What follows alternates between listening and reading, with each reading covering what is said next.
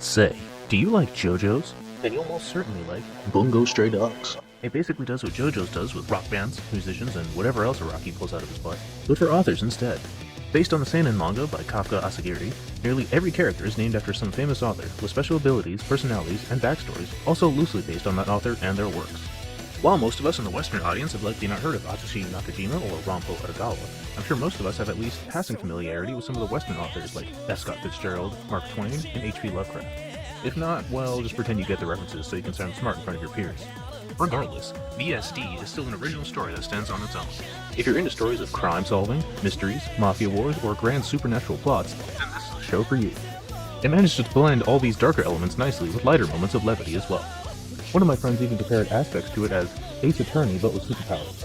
Trust me, it makes sense if you've seen it. And all the characters, despite their obvious influences, stand on their own as well.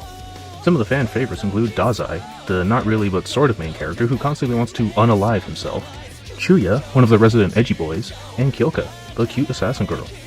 And that's just a small taste of a very colorful and unique cast. There really is a fave of all types to latch onto.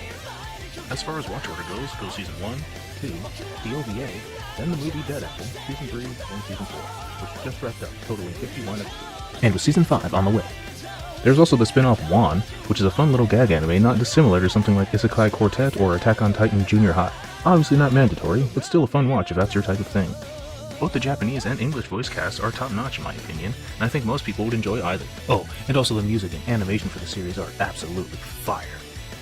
Regardless, Bungou Stray Dogs is a fantastic series that, despite being fairly popular, I personally don't see talked about nearly enough and would highly recommend. It's quite the wild ride. For those of you who haven't seen or read it, what are your thoughts on the series? And how would you describe Bungou Stray Dogs to a first-time reader or watcher?